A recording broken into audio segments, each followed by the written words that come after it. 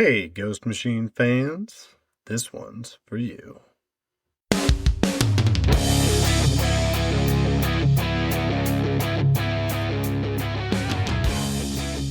Welcome to the Ghost Machine Fans Podcast, episode 84. He's locked up. They won't let him out. Specifically, they won't let Tariq out. And he's gonna get electrocuted. Will our favorite glowing man make it out alive? Or will this radioactive turkey be cooked? We're going to find out tonight in our latest foray into the world of the unnamed. I am Snoggle, and I'm joined as usual by my partner in crime, Nick. Nick, how are you this evening? I'm really happy that you went right ahead with my Thanksgiving turkey pun. You're welcome. And I appreciate that very much. I'm excited. To be back in the world of Tariq Geiger and my new friend Goldbeard. I like Goldbeard I like Goldbeard. You know, and Barney is such a good boy. He is such a good boy. 2 heads better than one. It's funny. They always agree. We've never seen them disagree. Yes, that's true. By any means. But you know who else is a good boy? The person that we have to shout out today. And that is Billy _ Micaiah _ art. That B in that is capitalized. The other sections are not. I'm going to spell it for you. So capital B ILLY _ MAKAYA _ ART. And Billy recently posted this super awesome Dire Wolf original art. Definitely want to go check out that Instagram page. Very, very talented artist. Very cool. Definitely going to be featuring them on a future Ghost Machine Fan Content Friday. Love it. And that is a good place to remind everybody. We don't talk about Ghost Machine Fan Content Friday that much on the podcast anymore, but we do still do that every Friday on Instagram, Blue Sky, the other one, it's like our X, that one, Reddit, and Discord. We always put Ghost Machine Fan Content Friday stuff out there. So if you're an artist, a budding artist, a creator of any kind, make sure to let us know so we can feature your creations on our segment. Yay for fantastic Fridays. Love it. But enough about those who want to collaborate in the fan community, because we do have some news, which means I better skedaddle because Snoggle is in the anchor chair.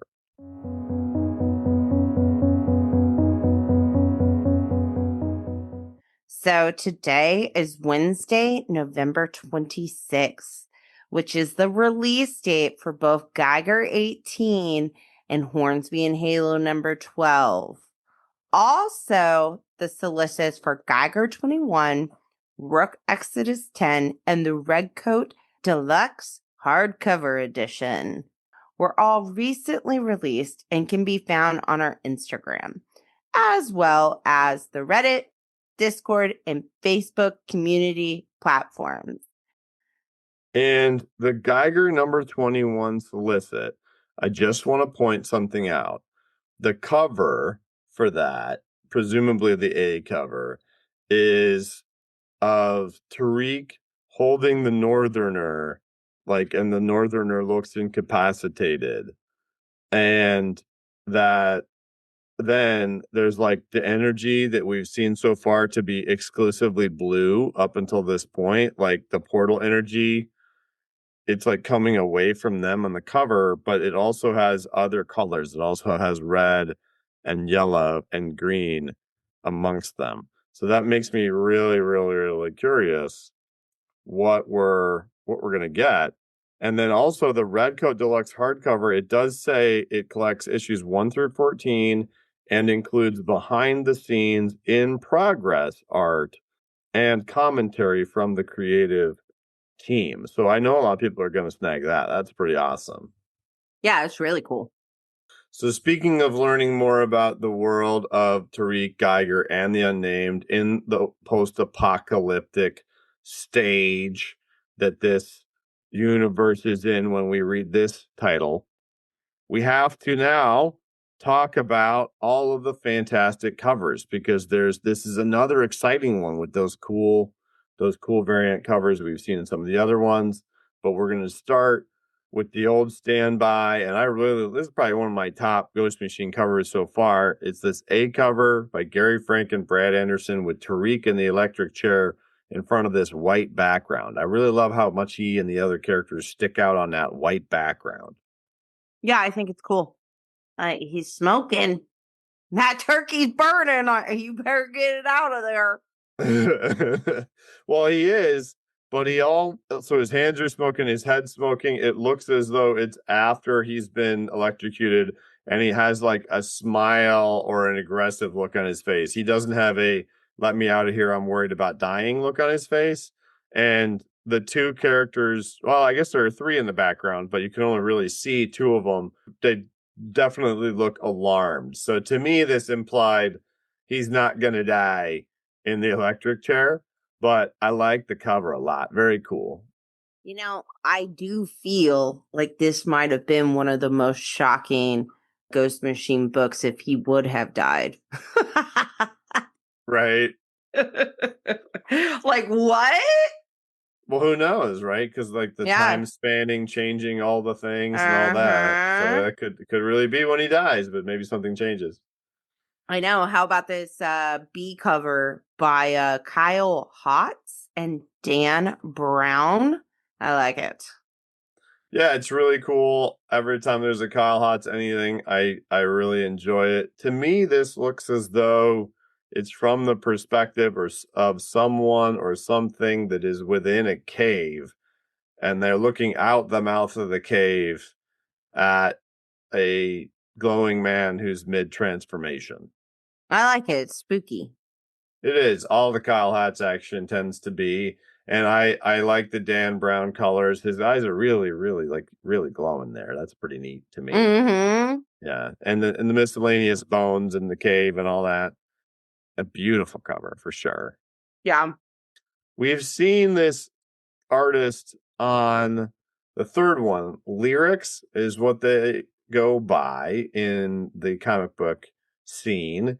And it looks like digitally painted art to me. I could be wrong about that. I'm not an expert, but it looks like digitally painted art, kind of like Francesco Mattina or Bjorn Behrens type of thing.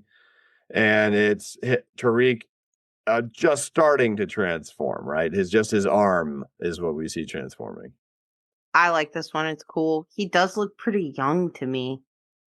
He does. He does, and you don't see like a stubble or anything there. So, yeah. Shaved beard, Tariq. You're right. They had to shave his beard before they electrocuted him. And that one again, that's Leslie Lyrics Lee. So cool. And then to wrap it up, did you catch what these last two were? Because we've kind of been talking about it lately. It's another Youngblood cover with who is Shaft and Geiger. Yep, that's the dude with the bow and arrow because he's named after an arrow shaft, and arguably the most recognizable character from Youngblood, him or Die Hard or Bad Rock, and is kind of in the foreground, and then you've got this uber Tariq in the background, and then that Youngblood Returns variant cover deal.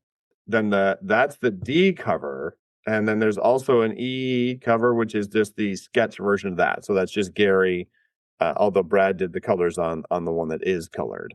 Brad Anderson did. And that's really neat. I'll tell you, I never expected to see those characters on the same cover by any means.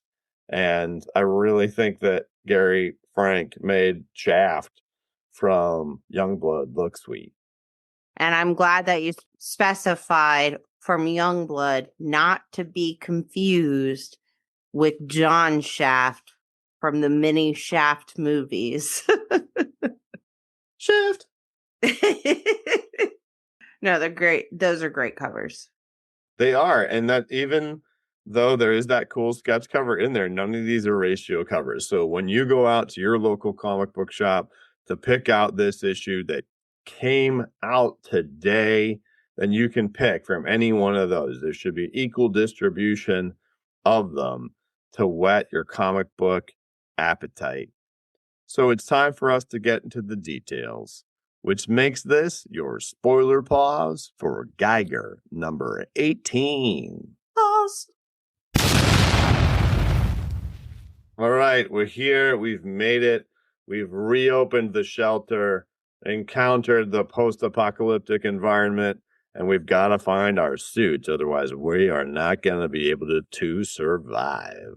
Snoggle, can you give us a creator roll call? This one's got some extra folks.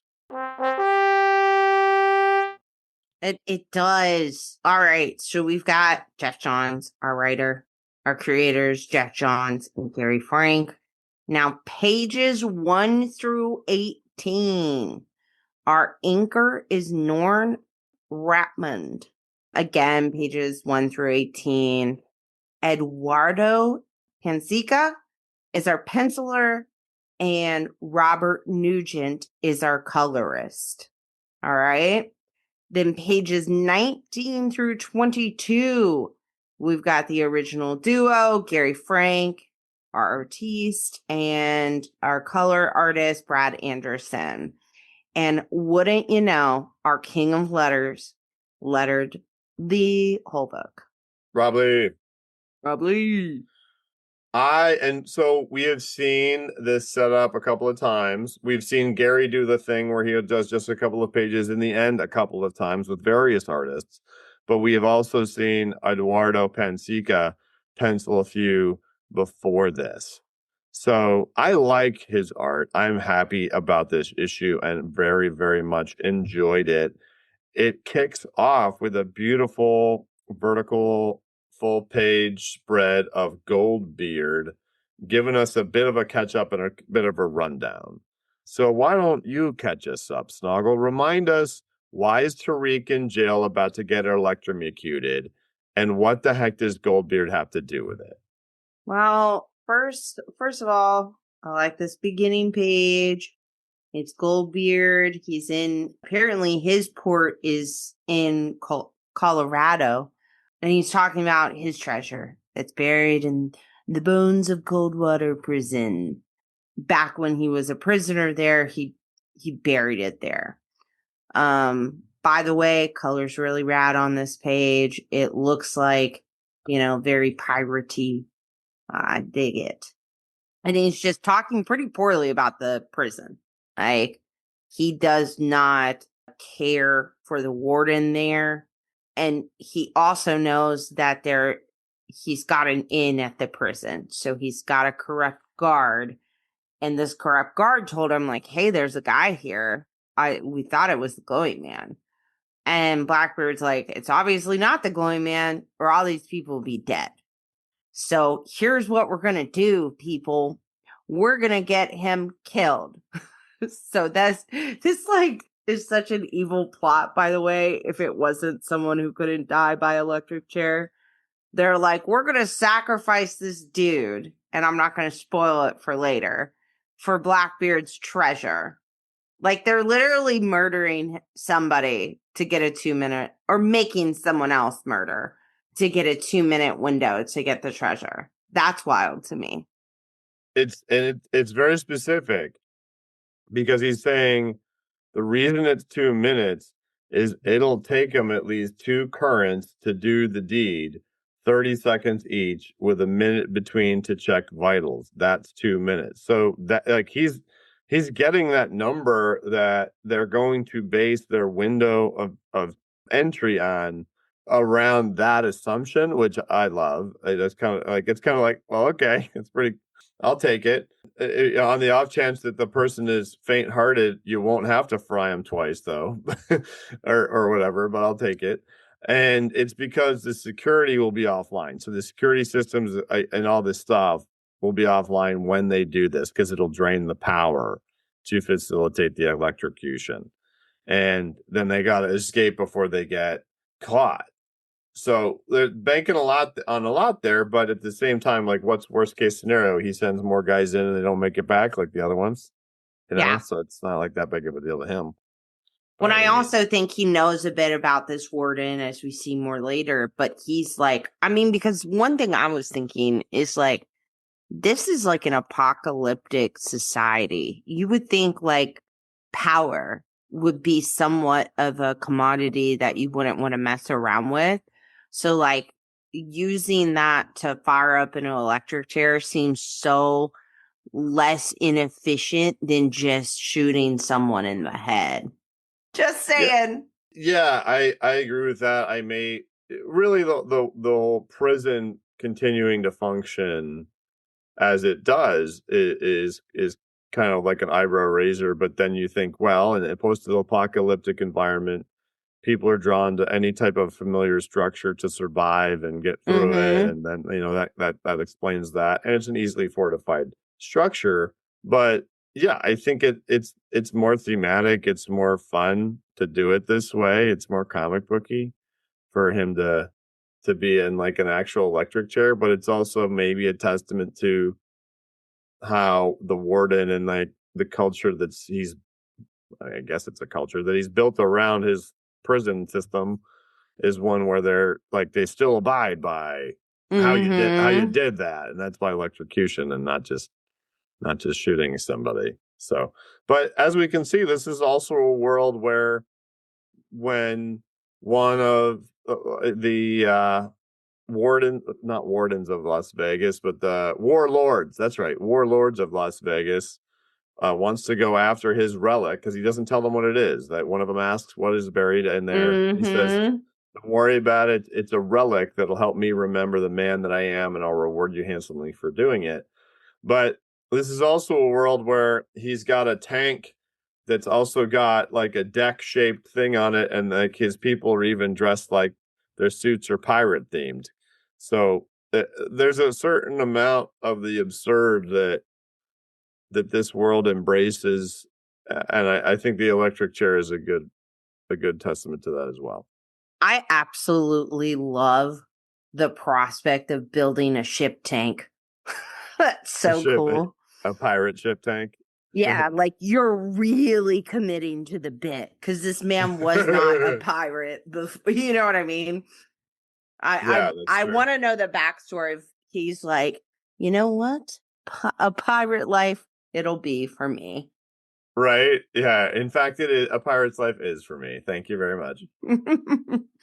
But as we I almost forgot that we left off the last issue with Tariq in his cell with a cellmate who we assumed was supposed to get him, in a precarious situation and with a knife to his throat. And it doesn't look like that guy lasts very long. Mm-mm. I Poor do like guy. the lettering that Rob used when he disarms the guy and then throws him into the Wham! metal, yeah, the metal cell door. I like how the letters aren't all completely visible. Like they're kind of the two M's are a little cut off because it makes me feel like the sound is going in that direction. Mm-hmm. But this guy who had a shiv is trying to argue with Tariq after Tariq basically mops the floor with him very quickly. Yeah, I think someone gave it to him to try to start this. Like a shiver or shank is a handmade stabbing weapon. Tariq is telling him that he doesn't work for Goldbeard because this guy's assuming he works for Goldbeard. And he's trying to argue with him that, like, no, he can help him essentially. But then, like, I did not see this coming with, like, there's a guard that comes over and wants Tariq to kill the guy. He says, yeah, use the knife, stranger, end him and call it self-defense. I'll back you up. Now, I don't think there's any part of Tariq that would have just killed this man because this random soldier told him to. That would be so suspicious to me. And I think it is to him too. Like, no, you won't. You're not going to back me up. This is like adding a layer to it though, because At first, it just seems like this is a despicable prison guard in a post-apocalyptic environment that wants to be entertained by somebody else having to kill somebody for him. But then he shoots the guy that he tells Tariq to kill and explains as at first he's basically saying like that he doesn't agree with the warden keeping somebody this useless around because they're a drain, so he's going to murder him. But then he's like, no, that would have been a good enough reason, but that's not the reason. You're headed for the chair. So the whole idea is to put him in a situation where he's now got to get electrocuted because he murdered somebody in his cell. Yeah, and I've got a couple of things to say about this scene. So first of all, I'm not usually a fan of headshots. Like The Departed, that movie was not for me. With that said, this like blam, and like the way the direction is with the blood and everything, I think that was actually masterfully done. I like it, and it's creepy. Again, what a crazy way to get what you want. Just like murder some old man. The lack of caring for life is very disturbing. And it's because he knocks him out. He's got like a taser rod thing that knocks Tariq out through the bars. But after like a brief quick aside with Goldbeard, kind of ruminating on the fact that he hopes this works, Tariq wakes up and he's surrounded by guards and the warden, who says that that we have rules around here, an eye for an eye, you kill, you face the chair.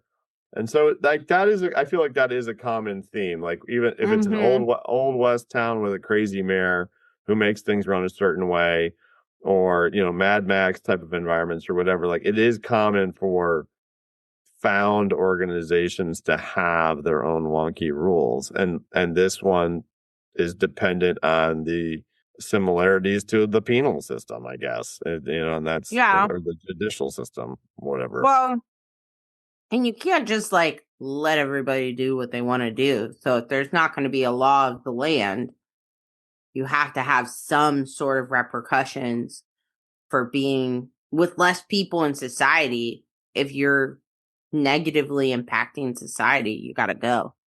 I get it. And I'll tell you, Eduardo, way to go on that full page spread of Tariq and electrocuted, man. That is a heck of a piece of art. That's really neat. Really neat. And so we got to remember that this whole time there's a mole, right? There's a mole in the prison. And so then we get the scene outside of the crew that's going to break in, pirate hats as part of their hazmat suits and all. Like they even have like a cutlass. Yeah, it's amazing. I love it. So the cameras are down, the sensors are off. We got 2 minutes. First 30 is almost up, 1.5 to go. And they've got a map to where they're supposed to go find it. Love that X marks the spot. Again, anyone who can commit to a bit like that, like kudos to this man, because he was not a pirate before this bomb went off. What a way to reinvent yourself. I mean, really 100% commit over time. I guess it had a lot to do with the casinos and whatnot that they gained access to, I think, to build their empires. He still chose pirate. He did. I love it. We've got this long monologue from Goldbeard while all of this drama is happening. And like at first he's talking about mean stuff that this warden in particular did even when he was in prison. But this one panel where Tariq is getting zapped some more, I love the lettering. I love the color. I think it's really, really great. Where it starts with, Ren didn't just bruise flesh, he bruised hope. Because Goldbeard is talking about his time when he was at the prison and reflecting on it, right? Yeah, but then he's switching to be essentially narrate the story of what happened when he tried to electrocute the glowing man. Because that poor fool in the chair, he was in fact the glowing man after all. And it appears as though it's almost like the electrocution triggers him to ignite after a Oh, little while. absolutely. Again, this whole entire page is just like you can feel the movement of the action, the pause of that funny thing about men like Ren. Next panel, they never think the world's got a knife for them too. Next panel. And you got to think like building up, like he has a heartbeat. Like, oh no. That's like when we're reading this knowing his potential and his radioactive power. And then it's like hit him again, like, ooh, this man's they're all about to die. All those people are about to die. It's a good build up. It is, and there's good momentum going because Mm-hmm. it looks as though he's just being electrocuted and he's dormant, and then we see that ignite, that green flame in the eyes underneath the cloth that's over top of him. And then we get a cool panel of the pirates finding a box. And so like I like the pacing, it's a buildup, it's a buildup, it's a buildup. It's like a crescendo. Mm-hmm. And the whole time Goldbeard is narrating on it in a really poetic way because he's like, push a man to the edge of death, and what's buried deep down comes clawing back up, screaming. Like Frankenstein's monster, remembering it was born of lightning and stitched from the dead. And then we see Tariq fully out of the chair and mobile. I like in this full panel or this full page of beautiful awesomeness. Like he's so radioactive that gun's on fire. Yeah, it's very cool. And just like we go straight to like so radioactive he's just a skull and glow. Why? Goldbeard, it was for, and then it just doesn't even matter because that dude's just done. He can't even finish his sentence. I'm assuming he's probably having some regrets about the kind of individual he is. Well, this is a turning point, though, because Goldbeard's been narrating. He continues narrating, but he now starts to reference things that longtime fans of the Unnamed are like, Mm-hmm. ooh, because he's like, Bonnie swear, and this is on the panel where he's melting the dude that you're talking about. Bonnie swears one day his energy will build too high and the glowing man will go up for good, taking half the continent with him. She says that's why President Griffin wants him, because that creature is the greatest threat to Griffin's patchwork America in the East.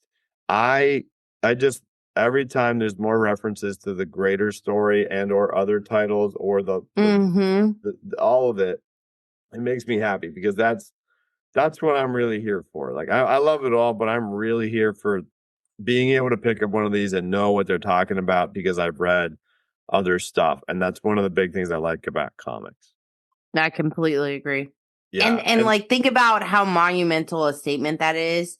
And then everything that's happening while he's doing it's just very cinematic as that's the only way I can describe it. Perhaps a little epic, but it's a very cinematic way to tell a story. Like there's just craziness going on in the background. Obviously, men are being burnt alive. And then he continues to narrate. The pirates are like, the walls are coming apart. We got to get out of here. And of course, someone wants to see, like, what is this treasure? And this is where I got to say, we knew it was something confiscated from him when he was actually in prison there. I thought it was really interesting and a little really, really sad that it was just a picture of that his son or child drew for him with a baseball mitt. it is. And there's something deeper here for me. Why this makes me feel like something's coming. Well, it surprised me that Goldbeard's guys opened it. It surprised me that Goldbeard's guys had a key to it. Yeah. But that doesn't really matter. The panel where it's open and we see the mitt and the picture, and he says, "The last proof I ever had that I'd been a father. When I lost my boy, I buried that box, hoping the pain would stay down. But pain's a good sailor. It always finds its way back to shore." You're not getting storytelling like this in most comics. Like this is intelligent. It's pairing a monologue with, like, it's just so great. With It's so poetic and people impactful. getting just slaughtered by radiation. They're getting like in all of this happening, and it kind of mirrors, Payne's a good sailor. It always finds its way to shore. If you think about Geiger's radiation being honestly a source of pain for him in his life, it's obviously found its way back to him. And then you get this panel where the warden's like, "What are you?" It's like, oh gosh, what's happening? And I do like how Tariq says, "I don't know." Yeah. That's great Yeah. storytelling too. Yeah, it is. It really is. Yeah. And when he melts the guy, and we have the panel where half of his face is like melting / burning off.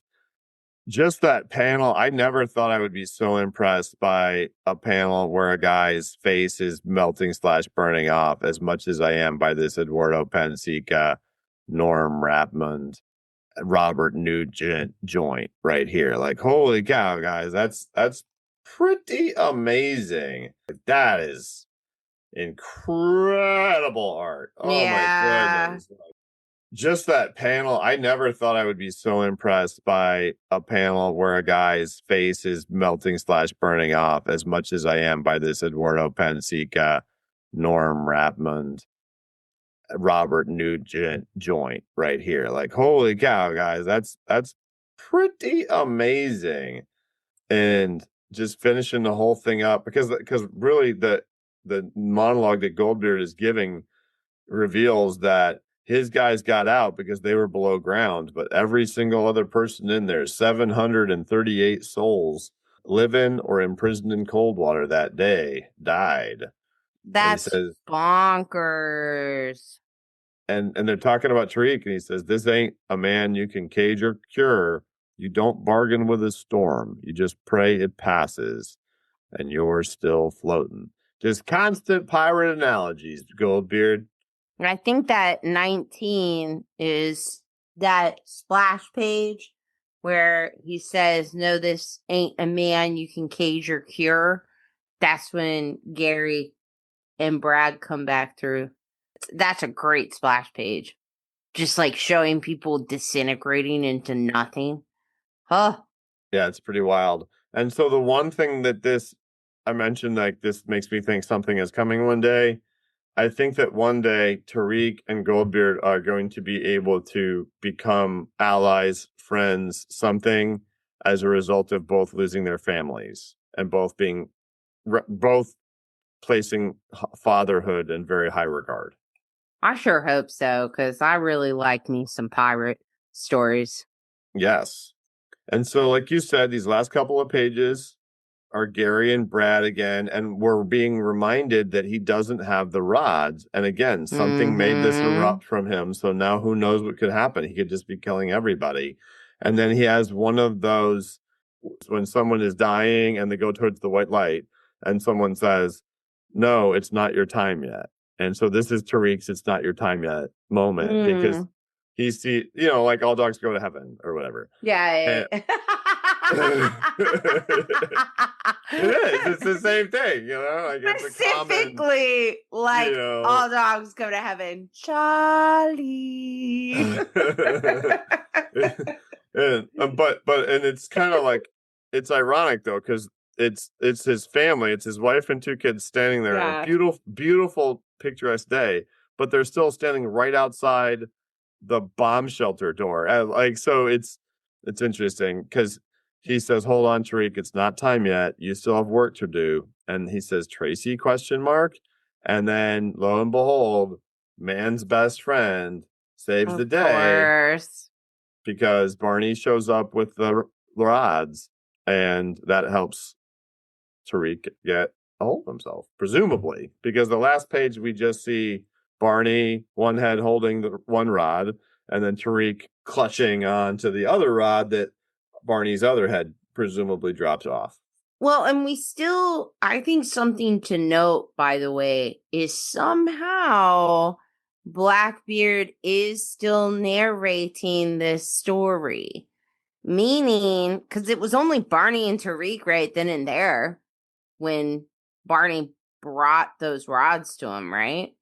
So he's telling this tale. I'm hoping it's because at some point in life, Tariq and Goldbeard become buddies.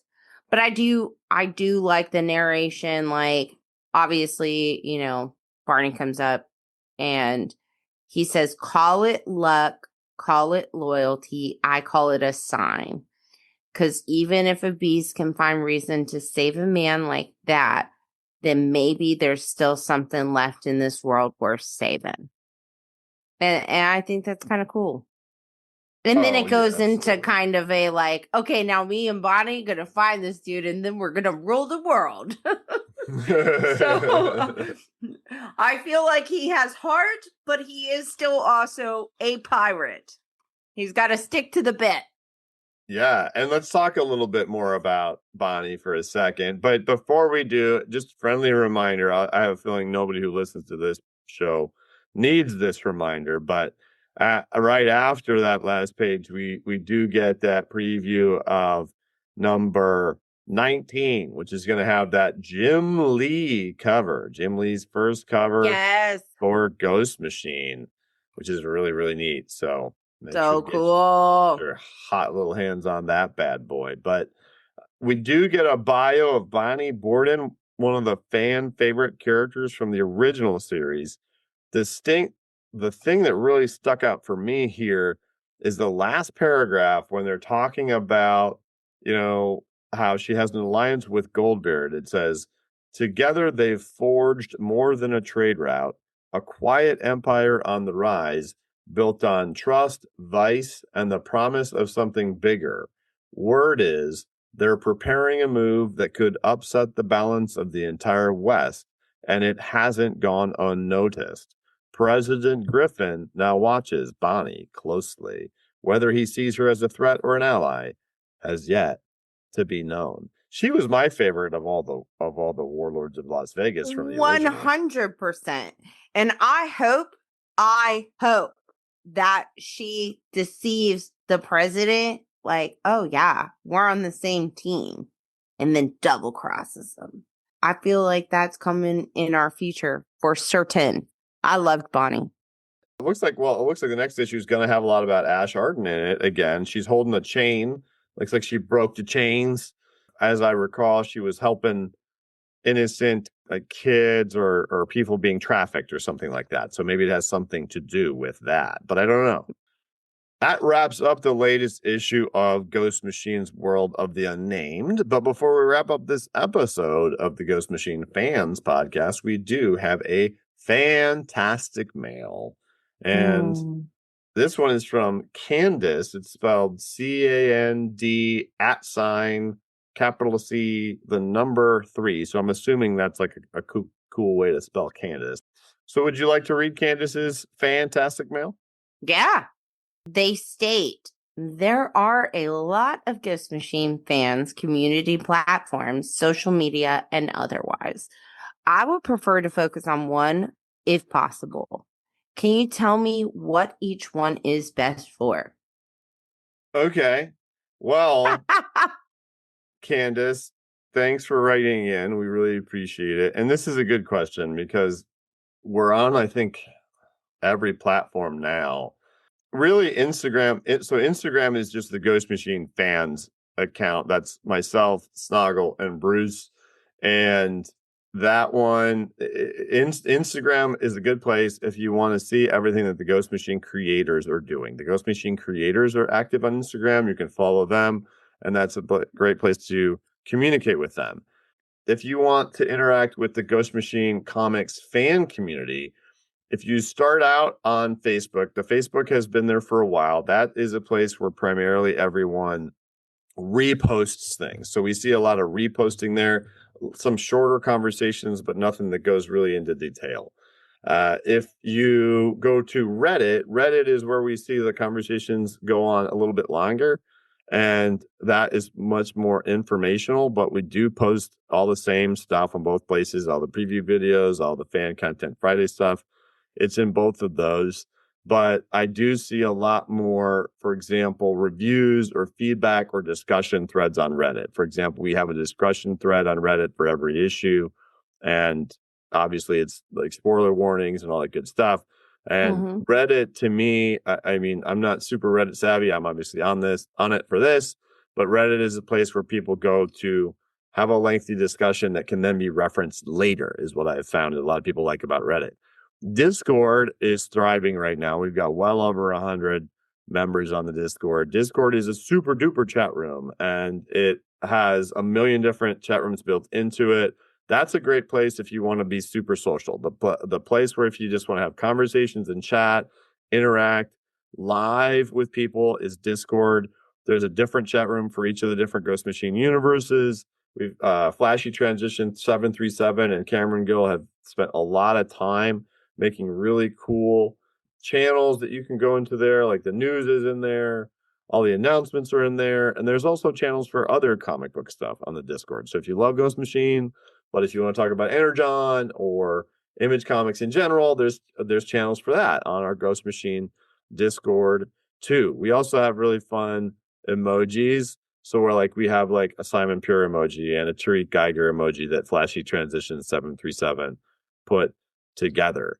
So in terms of the social media platforms, that's going to be the bulk of it. We're also on Twitter, X or whatever, and Blue Sky.